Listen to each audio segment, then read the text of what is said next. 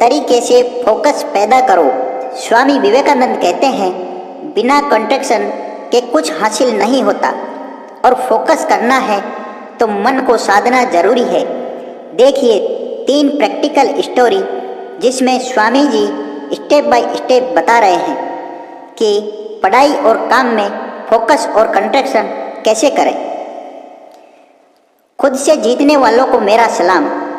ध्यान और फोकस पर स्वामी जी की 3 कहानियाँ। पहली कहानी में Swami ji step by step बताते हैं कि फोकस कैसे बढ़ाए। पहली कहानी, काम, ध्यान और इंद्रियां। एक बार स्वामी विवेकानंद जी यात्रा के दौरान एक आश्रम में ठहरे हुए थे। यहाँ स्वामी जी की नज़र एक युवा विद्यार्थी पर पड़ी। विद्यार्थी काफ़ी देर से संस्कृत के कुछ लोगों का पोस्टर बनाने का प्रयास कर रहा था, लेकिन बार बार गलती होने के कारण उसे सारा काम दोबारा शुरू करना पड़ रहा था। कुछ समय पश्चात विद्यार्थी ने स्वामी जी को देखा तो उनको प्रणाम किया और समस्या बताते हुए कहा, स्वामी जी, मैं 2 घंटे से इन श्लोकों को नए पेज पर कॉपी करने का प्रयास कर रहा हूँ, लेकिन हर बार कोई न कोई गलती हो रही है, जिस कारण मुझे बार बार नए सिरे से शुरू करना पड़ रहा है। स्वामी जी ने कहा, केवल फोकस की कमी के कारण ऐसा होता है एवं साधारण इंसान 90% मानसिक ऊर्जा व्यक्त कर देता है, इसलिए लगातार गलती करता है। वहीं सदा हुआ मन गलती नहीं करता। Trained mind never makes a mistake. Swami ji ने कहा, आप लिखते समय जरूर किसी व्यक्ति और घटना के बारे में सोच रहे हो। युवा विद्यार्थी ने कहा, स्वामी जी, आज के दिन छुट्टी है, सबको बाहर खेलने का समय मिलता है, लेकिन मुझे यह काम पूरा करना है, शायद इसलिए मैं ठीक से फोकस नहीं कर पा रहा हूँ। युवा सन्यासी ने पूछा, अगर मन कहीं और जाए तो भी किसी काम में फोकस कैसे बढ़ाते हैं? स्वामी जी ने प्रैक्टिकल तरीका बताया। सबसे पहले गहरी सांस लो और गहरी सांस छोड़ो। मन को काम और खेल दोनों से हटाकर सांस पर ले आओ। स्टेप 2, सारी इंद्रियों को एक काम से जोड़ो। जैसे उंगलियों के बीच पेन का स्पर्श महसूस करो, आंखों से शब्द को बनते हुए देखो, लिखते समय पेन और पेपर के घर्षण से जो आवाज़ हो रही है उसे कानों से सुनो, या फिर लिखते हुए शब्दों का उच्चारण अपने अंतर्मन में गूंजता हुआ महसूस करो। नाक से इंक या स्याही की गंध महसूस करो। स्टेप 3, काम के साथ एक हो जाओ। इंद्रियों को काम से जोड़ने से तुम्हारा कंट्रैक्शन इतना बढ़ जाएगा कि तुम काम के साथ एक हो जाओगे, यानी तुम काम में खो जाओ, तुम्हें समय का पता भी नहीं चलेगा। स्टेप 4, दोबारा ध्यान लगाओ। अगर बीच में मन मटके तो हमें कोई चिंता नहीं है, दोबारा दृढ़ निश्चय करो और दोबारा ध्यान लगाओ। उस विद्यार्थी ने ऐसा ही किया और देखा कि जिस काम में वह इतनी देर से गलतियां कर रहा था, वह काम उसने एक बार में पूरा कर लिया। स्वामी जी कहते हैं कि हमारा कंट्रैक्शन या ध्यान हमारी इंद्रियों में बटा होता है, इसलिए हर इंद्रिय को एक काम पर लगा देने से मन भटकना बंद हो जाता है।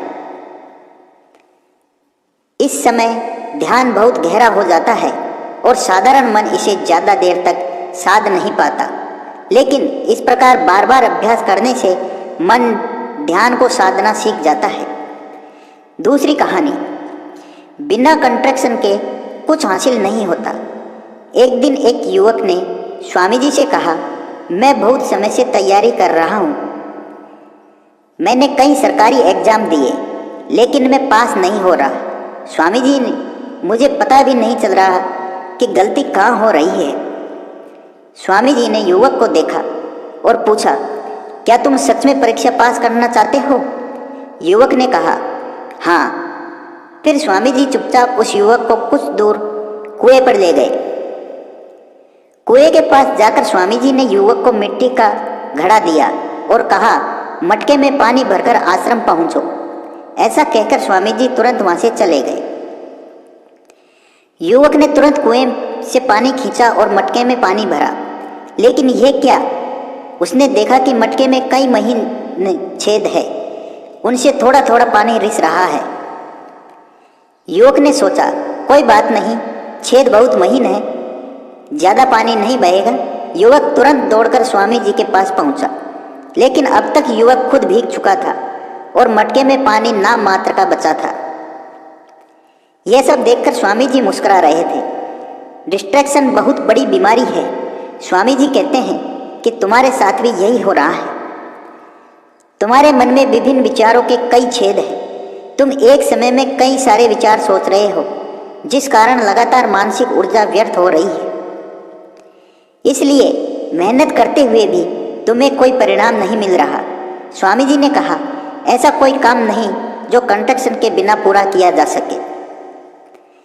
अगर कोई कहे कि कुछ काम शारीरिक शक्ति से होते हैं, तो स्वामी जी कहते हैं कि याद रखो, शरीर भी मन के आदेश पर ही चलता है।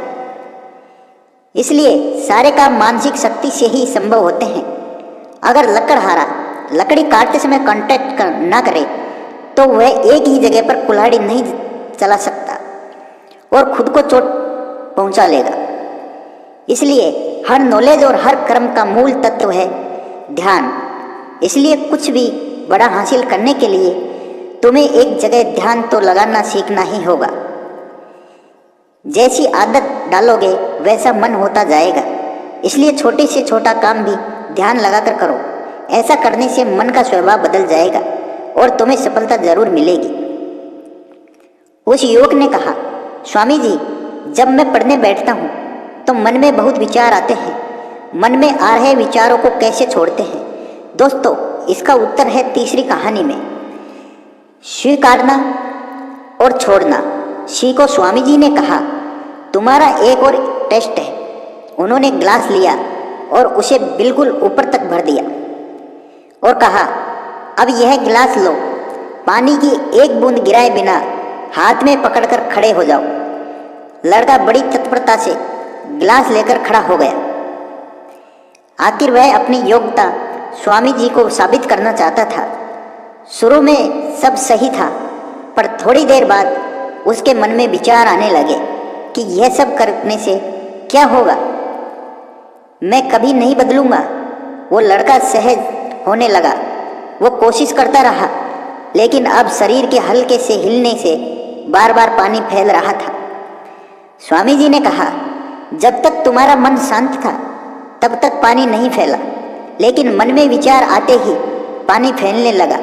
स्वामी जी ने कहा, जैसे गर्म लोहे पर हथौड़े की चोट पड़ती है तो वो नया आकार ले लेता है, उसी तरह हर एक विचार छोटे हथौड़े जैसा है, जिसकी चोट से इंसान का शरीर, व्यक्तित्व और मन आकार लेता है। यानी तुम्हारा मन ग्लास में पानी की तरह ही है। यह बहुत आसानी से डिस्टर्ब और विचलित हो जाता है। पानी को शांत रखने के लिए तुम्हें अपने मन को शांत रखना होगा। स्वामी जी ने कहा, अब तुम ग्लास को पकड़ो और अपना सारा ध्यान सांस पर ले। सांस को पेट में, सीने में आता जाता महसूस करो और हाथ में जो दर्द है, जो असहजता है, उसे जाने दो। मन में जो विचार आ रहे हैं उन्हें जाने दो। खुद को याद दिलाओ कि तुम मन नहीं हो, बल्कि मन को देख रहे हो। तुम श्वास भी नहीं हो, तुम सांस को देख रहे हो। ऐसा याद करने से विचार आकर चले जाएंगे, लेकिन तुम्हें विचलित नहीं कर पाएंगे। थोड़ी देर लड़का वही अभ्यास करता रहा और वो बिना पानी फैलाए कुछ खड़ा रहा। स्वामी जी ने कहा, बस यही अभ्यास अपने काम और पढ़ाई में करना है। इससे मन धीरे धीरे शांत होने लगेगा। फिर कोई भी बड़ी चीज़ हासिल करना मन के लिए स्वाभाविक हो जाएगा। समरी, सबसे पहले पांचों इंद्रियों को एक काम पर लगाओ। स्टेप 1, गहरी सांस लो और ध्यान सांस पर ले जाओ। स्टेप 2, सारी इंद्रियों को एक काम से जोड़ो। कान, आँख, नाक, स्पर्श, हर तरह से काम से जुड़ जाओ। स्टेप 3, फ्लो स्टेट में प्रवेश करो। स्टेप 4, कंट्रैक्शन टूट जाए तो दोबारा दर्द निश्चित करो। धीरे धीरे मन को हाई कंट्रैक्शन लेवल को साधने का अभ्यास हो जाएगा। दूसरी बात, हर नॉलेज और हर कर्म का मूल तत्व कंट्रैक्शन है। हमको लगता है कि छोटे मोटे डिस्ट्रैक्शन से कोई खास फर्क नहीं पड़ता, लेकिन बिना कंट्रैक्शन के कोई भी कार्य संभव है। तीसरी बात को स्वीकार करो और जाने दो।